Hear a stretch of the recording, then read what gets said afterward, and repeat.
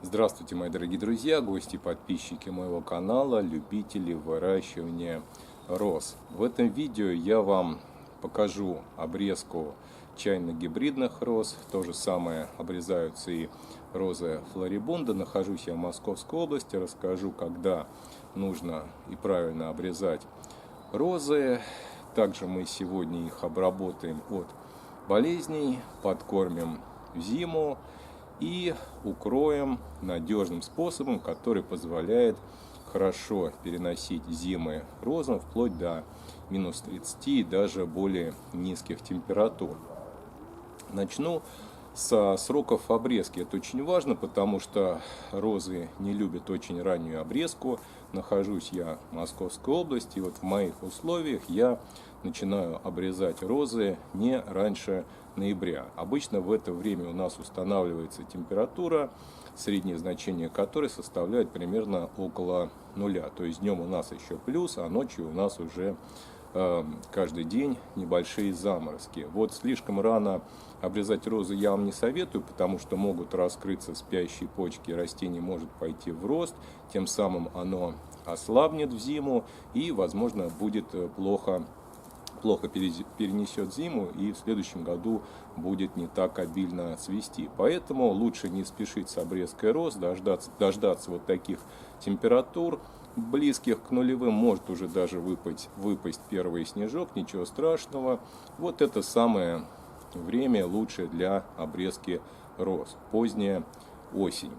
Различные виды роз, конечно, обрезаются по-разному. И вот такой метод обрезки, который я вам сегодня покажу, который я практикую уже много лет на чайно-гибридных розах и розах флорибунда, он, конечно, не подойдет для других видов роз, для таких, как, допустим, для плетистых, для английских роз, для шрабов, кустовых роз. В общем, их надо обрезать немного по-другому. А вот чайно-гибридные флорибунда – самый простой способ обрезки, который подойдет большинству садоводов, цветоводов, любителей, у которых небольшое количество роз на участке, которым надо все по-быстренькому обрезать и привести осенью в надлежащий вид, укрыть и спокойно уехать с дачи, допустим, в город. Вот этот способ подойдет. Кроме этого, конечно, еще обработаем от болезней и укроем. Перед тем, как обрезать розы, нужно, конечно, одеть хорошие перчатки, желательно вот такие прорезиненные, ну и иметь под рукой хороший инструмент — секатор. Покажу вам обрезку на примере вот этого очень высокого куста розы. К сожалению, потерялось его название. Высотой он бывает достигает у меня 2 метров, очень толстые, смотрите, какие побеги, в палец толщиной. И сразу вам покажу, вот какая у него опора стоит. В летний период я ее сделал, и эта же опора нам послужит каркасом для укрытия роз. Очень интересный способ, рекомендую вам его обязательно попробовать. То есть летняя опора, она никуда не убирается и будет служить нам для того, чтобы укрывной материал на розе никуда не улетел, хорошо держался. Сейчас я вам покажу, как это все сделать. Но сначала, конечно, обрежем розу. Так, смотрите, я буду обрезать примерно на 1/3 от высоты. То есть внизу остается 1/3 от высоты розы. Ну и к тому же, вот видите, у меня вот это вот опора летняя, я обрежу примерно 5 сантиметров ниже от уровня опоры. Сначала просто обрезаю все побеги.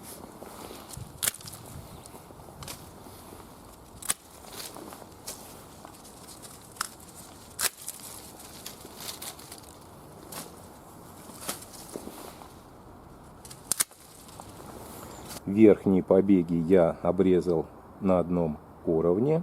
Теперь опускаемся ниже к основанию куста. Здесь нужно вырезать все слабые, подсохшие, больные, а также смотрящие внутрь куста побеги. Ну, например, вот такие вот веточки. Все вырезаются. Вот слабые побеги, растущие в центре куста. их тоже нужно полностью удалить. Сейчас я все вот эти лишние побеги удалю. Вот смотрите, засохший пенек тоже не нужен. И покажу вам, как будет выглядеть кустик розы после обрезки.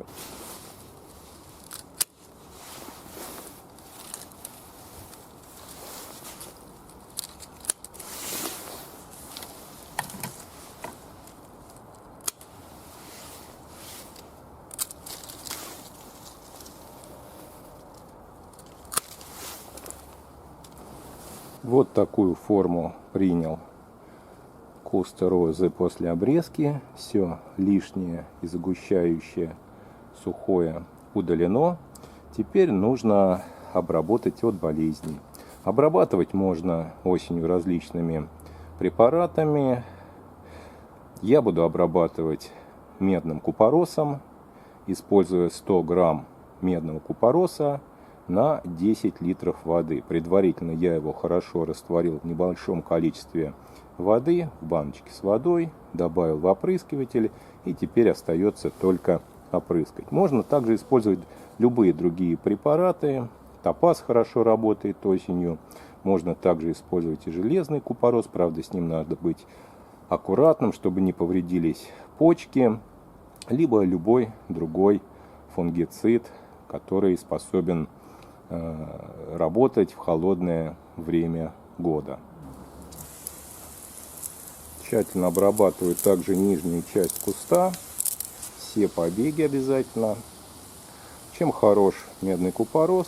Тем, что он доступен, стоит недорого и очень эффективно борется со всеми вот этими грибковыми болезнями, которые заражают розы поздним летом или ранней осенью. Черная пятнистость появляется на листочках. Вот это все хорошо снимает медный купорос. Растения, конечно, зимуют гораздо лучше после такой обработки. Ну а теперь перейдем к укрытию. Вот смотрите, развязал я веревочкой, которая у меня тут натянута на опоры, и начинаю ее вот так вот подтягивать, чтобы образовался вот такой вот конус, на который в дальнейшем ляжет укрывной материал.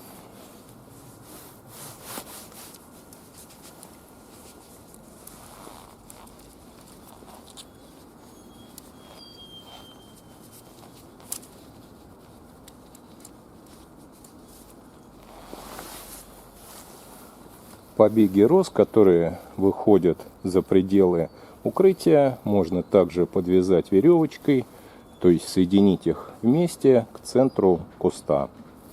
Вот таким образом. Теперь осталось только укрыть нетканным материалом. Осенью я обычно подкармливаю розы суперфосфатом, либо двойным суперфосфатом. На один взрослый кустик я рассыпаю без заделки в грунт у основания куста примерно 2 столовых ложки.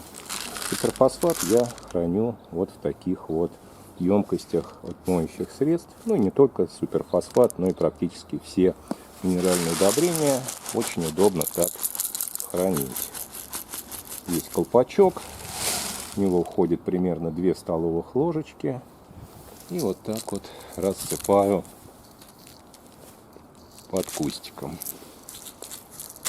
Вместе с талыми водами удобрение впитается весной в грунт, и растение сразу получит заряд питательных веществ, небольшое количество азота и хорошее, достаточно высокое количество фосфора, что, несомненно, отразится на лучшем цветении в летний период. Кстати, вот еще один хороший вариант сооружения каркаса для укрытия. Это сантехнические трубы диаметром 20 мм. Делаем вот такой вот перекрестие. Обязательно так вот их укрепляем. Длина этих труб 2 метра. Сверху спокойно можно положить агроспан, либо другой укрывной дышащий материал, обязательно белого цвета. Так как розы у меня здесь растут в ряд, вот под одним кустиком у меня не было опор в летний период, ну а рядом растут кустики с опорами, которые я вам уже показывал. Вот такое укрытие получилось в итоге. Смотрите, все укрыто. Это 60-й плотности укрывной материал. Можно использовать более плотный материал. 100-й плотности будет даже лучше. Плюс в том, что он хорошо проветривается, продувается. Розы под таким укрытием не сопреют и не вымерзнут, защищены от ледяных дождей и ледяных ветров в зимний период. Также за счет того, что все-таки там большое количество воздуха, розы не выпревают. Если вы находитесь в более холодном климате, можно использовать еще одно укрытие, то есть в 2 слоя положить 60-й агроспан, и это будет более чем достаточно для хорошей зимовки роз. Вот, кстати, рядом у меня под таким достаточно плотным укрытием зимуют крупнолистные гортензии. Зимуют хорошо, не вымерзают и не выпревают. Друзья мои, надеюсь, данное видео было вам интересно и полезно. Что еще там нужно сказать? Можете поставить лайк или сердечко там, как говорят многие блогеры. Поделитесь этим видео со своими друзьями, чтобы они узнали как можно больше о выращивании роз. У меня на канале очень много информации про выращивание различных растений. Смотрите интересные видео. Хорошего вам цветения. Если у вас остались вопросы, вы можете задать их в комментариях. Также в комментариях вы можете поделиться вашим опытом выращивания роз в вашем регионе. Хорошего вам цветения.